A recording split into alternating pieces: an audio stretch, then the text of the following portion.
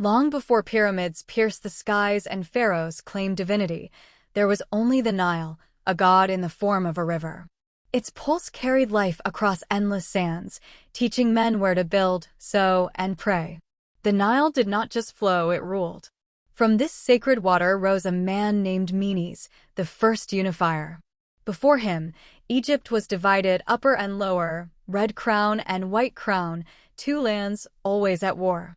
But Menes saw something the others did not. He saw Egypt not as two kingdoms, but as one body. The Nile does not divide, he said, it binds. Through years of blood and dust, Menes fought rival kings. Spears clashed near Memphis, banners burned in the desert wind. When the final battle ended, Menes stood over the sands, both crowns upon his head. For the first time, Egypt had one ruler, and the world had its first nation. He built his capital near the Nile's curve, Memphis, a city of gods and gold. Priests sang hymns to Ammonius-Ra, god of the sun, thanking him for giving Egypt its king. The people rejoiced. Farmers carved the story of unification on temple walls, believing Menes to be half man, half divine. But Menes knew what no one dared to whisper. Kingdoms do not rise by faith alone.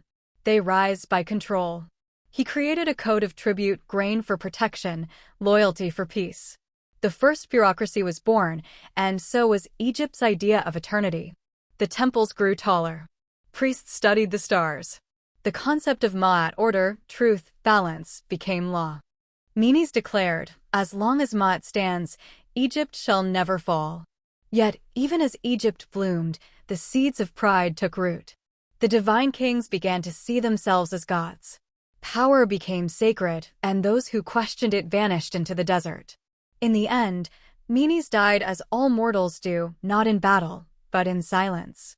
Legend says he was killed by a crocodile, a cruel reminder that even kings cannot command the Nile forever. But his legacy endured. The double crown of Egypt became the symbol of an unbroken will, and the world learned the meaning of civilization. From the mouth of the Nile to the dunes of Thebes, a new sun rose. Egypt was eternal. Generations after Menes, Egypt had learned to breathe as one. Kings came and went, each adding a brick to eternity.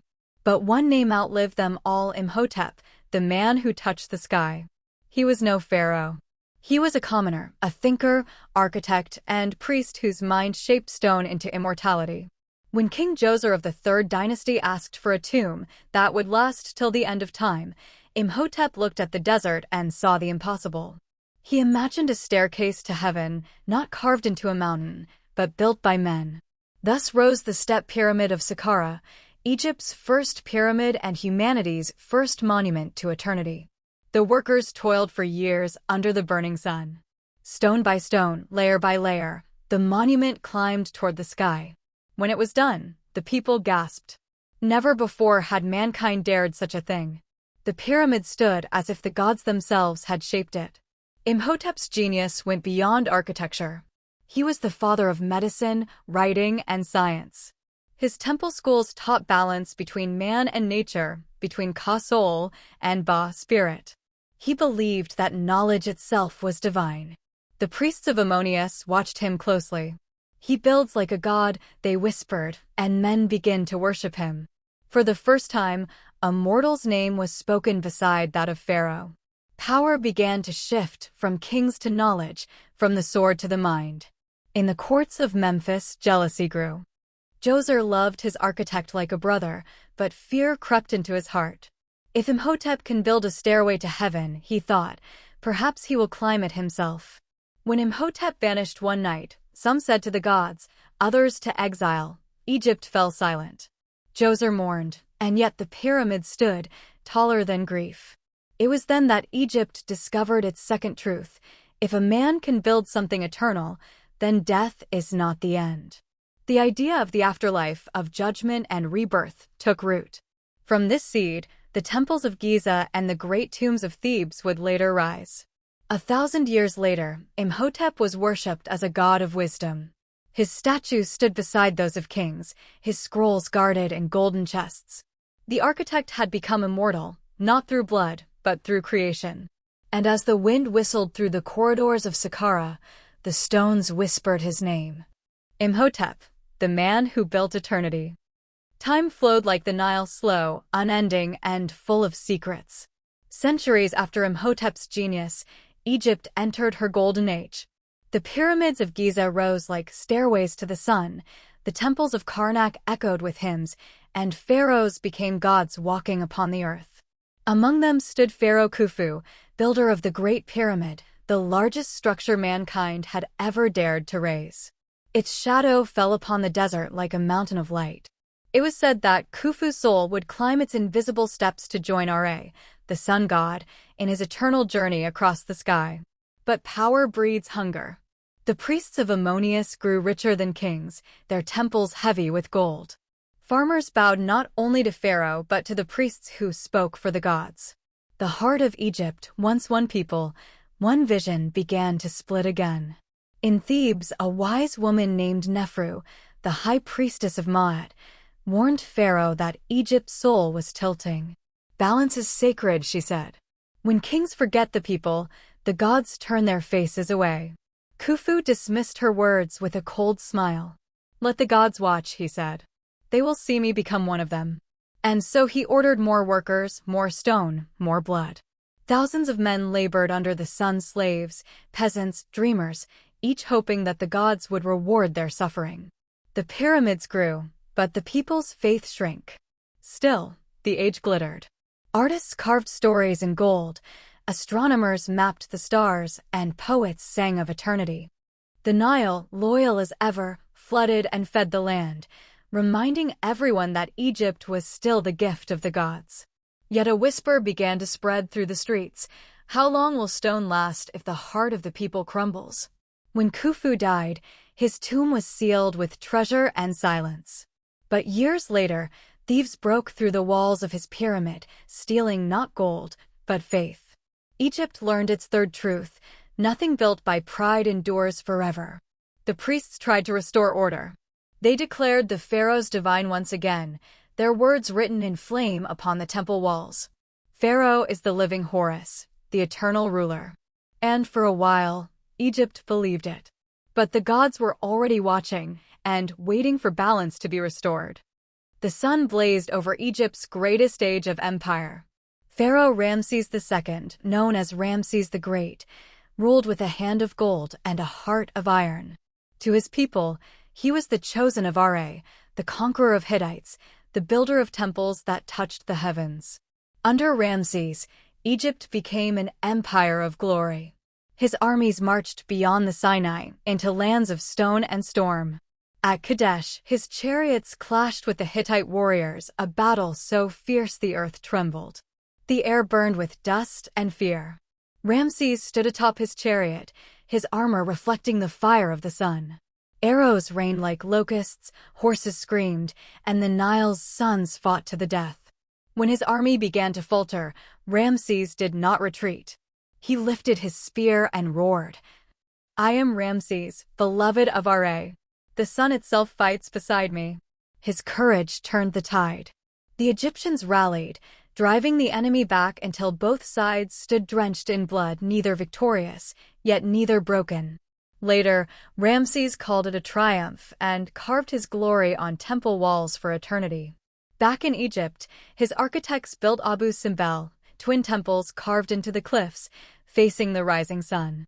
Each dawn, the first rays of light touched his statue before any other, proof, he said, that even the gods honored him first. But not all shared his pride. Nefru, now old but wise, came to his court once more. "You build monuments to yourself," she warned, "but walls cannot hold truth forever." Ramses laughed. "Truth is what I carve in stone." And so Egypt grew richer, in temples, in victories, in memory. Yet beneath the gold shimmered cracks of arrogance. The priests of Ammonius Ra demanded greater tribute. The people toiled harder. The Nile's floods came late one year, and famine whispered along its banks. Still, Ramses believed himself eternal. His tomb was built deeper than any before it, guarded by curses and walls of gold.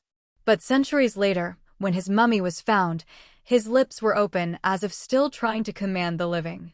Egypt's fourth truth was born: even gods must die when they forget they are men. After Ramses the Great, Egypt seemed immortal, her temples glittering, her fields green, her cities eternal. But beneath that beauty, a silent empire was rising, not of kings, but of priests. The priests of Ammonius Ra held the keys to heaven and the wealth of the earth. Gold flowed into their temples, and the people whispered that the gods listened more to priests than to Pharaoh. In Thebes, the temple of Karnak grew vast as a city itself. Every grain of wheat, every slave, every jewel owed tribute to Ammonius' name. The pharaohs became figureheads, crowned but powerless. Among them was Pharaoh Hormheb, a man of discipline, born from the army, not from royal blood. He saw the truth clearly. "We have built a kingdom for the gods," he said bitterly, "and forgotten the men who built it." Beside him served a young and curious priest named Amenhotep, keeper of the temple flames. He watched as offerings piled before statues while peasants starved outside the temple gates. The hypocrisy cut deep into his soul. One night, under the stars of Thebes, Amenhotep looked toward the sun's reflection on the Nile and whispered, "If one god gives us light, why do we serve 1,000 shadows?" Those words would echo through history. The priests had turned worship into business. Every prayer had a price. Even Pharaoh could not act without their blessing. And so Egypt's golden heart began to corrode from within, not from war, but from greed. Amenhotep's faith in the old gods began to falter. He saw the poor kneel before lifeless statues and thought, perhaps the gods have turned their backs, or perhaps they never listened at all. In this darkness of faith, the seeds of rebellion began to stir, a new god, a single sun, waiting to rise. Egypt's fifth truth would soon be written not in stone, but in fire. When faith becomes power, truth becomes rebellion.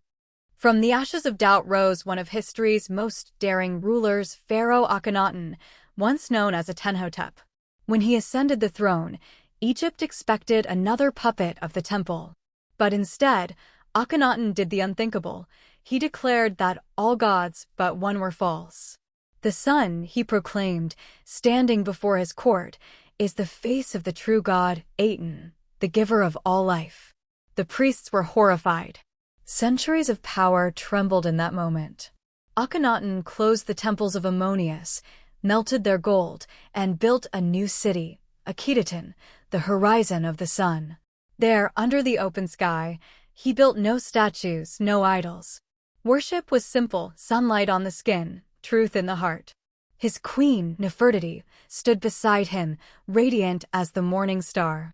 Together they dreamed of a pure faith, one God, one light, one Egypt united in truth. For a time, the dream seemed real.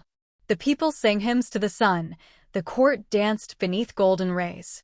Artists painted Pharaoh not as a god, but as a man flawed, gentle, alive. It was a revolution not only of religion, but of art, of thought, of the soul. But revolutions burn bright and fast. The priests of Ammonius plotted in the shadows.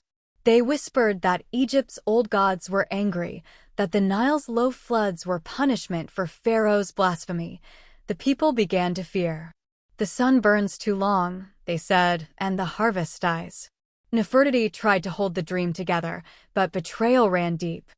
One night, the temples of Aten were set ablaze. The city of Akhetaten filled with smoke and screams. Akhenaten, standing upon the palace roof, watched his city burn.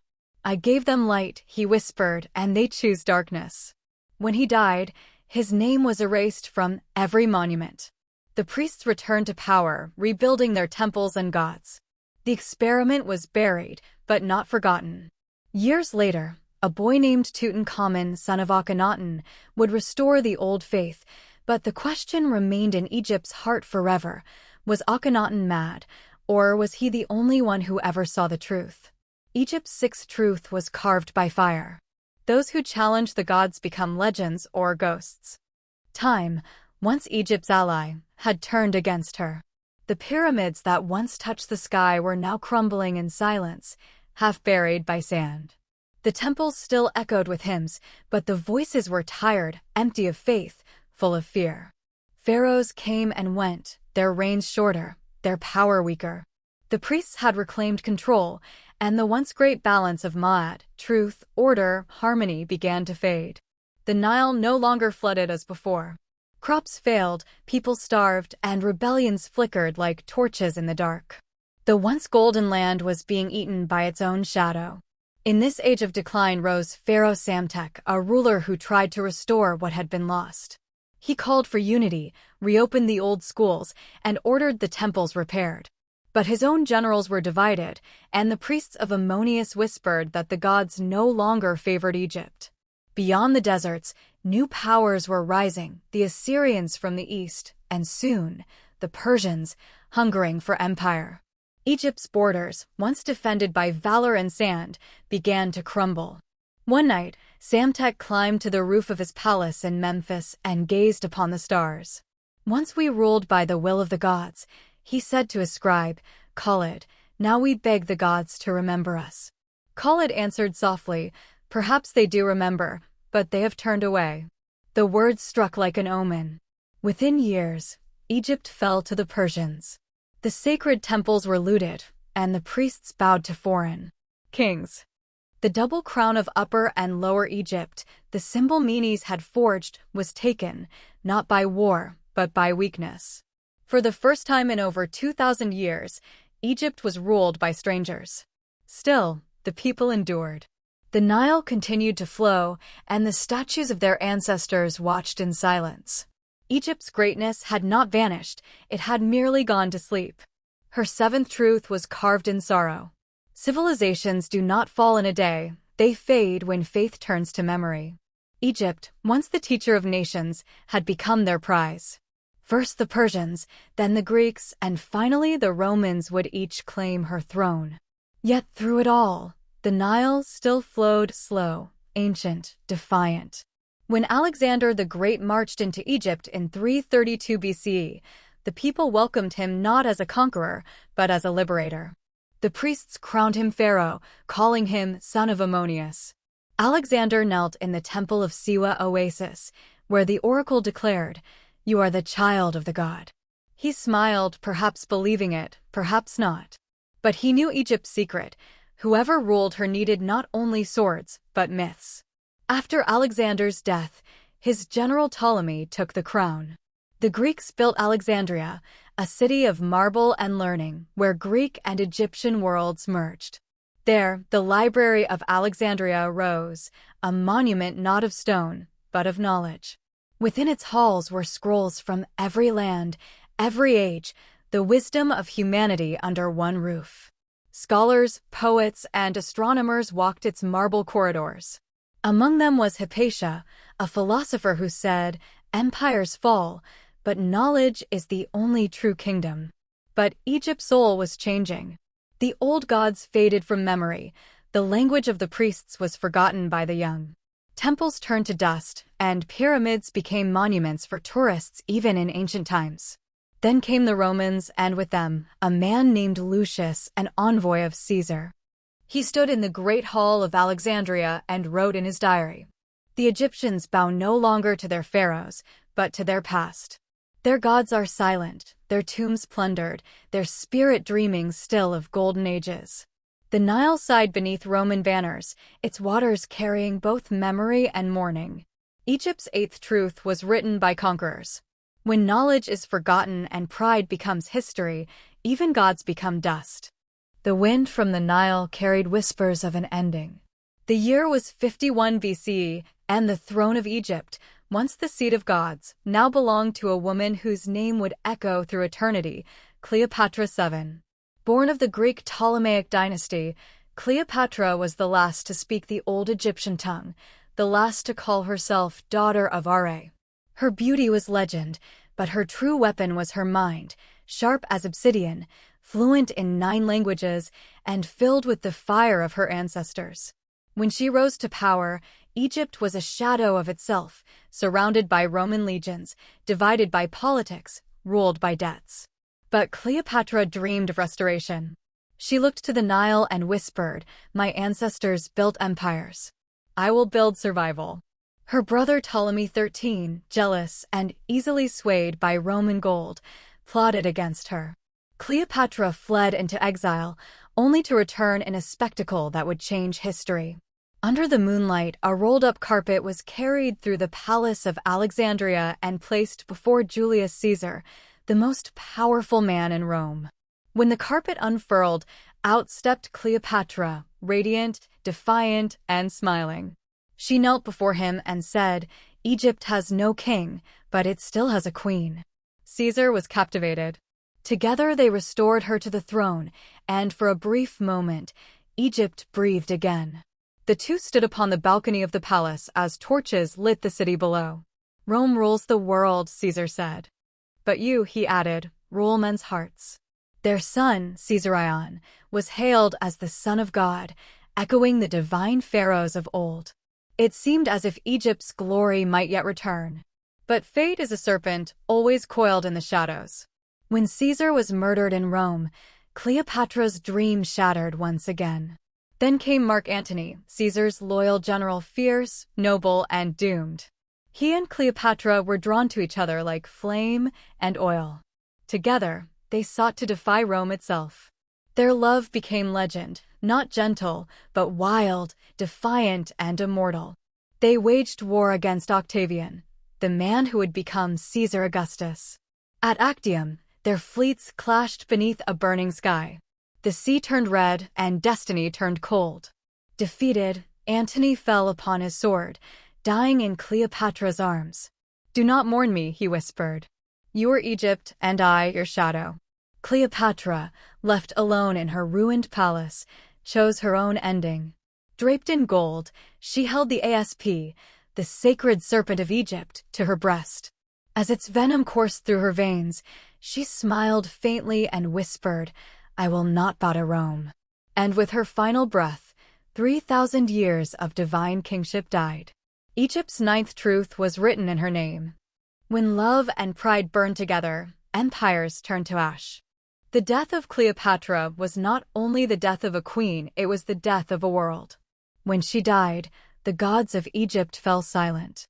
The temples were sealed, the priests dismissed, the language forgotten. Rome claimed Egypt as a province, calling it Aegyptus, the jewel of the empire.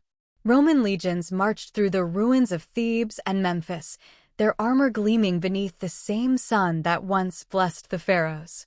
In the great library of Alexandria, smoke still lingered from the fires of war. Scrolls that held the wisdom of millennia were reduced to ash, names like Imhotep, Akhenaten, Ramses, and Menes drifting away like dust in the wind. Lucius, the Roman envoy who had once admired Egypt's glory, stood before the burned library and whispered, "We have conquered eternity, but lost our soul." The people still worshipped in secret, leaving offerings at the old temples, whispering prayers to Isis, Osiris, and Re. But the gods no longer answered. Over time, the sands reclaimed what men had built. The pyramids became tombs not of kings, but of memory. The Nile, eternal and patient, continued to flow, carrying the stories of the dead to the sea. Yet, even in silence, Egypt endured. Her monuments stood like sentinels, defying time itself. Empires rose and fell: Rome, Byzantium, Islam, Britain, but Egypt remained, her spirit hidden in stone, waiting. Thousands of years later, when explorers uncovered her tombs and scholars read her hieroglyphs once again, the world gasped. The gods had not died, they had merely slept. The story of Egypt did not end with defeat. It ended with immortality. Egypt's 10th and final truth was eternal. Empires die. Legends never do.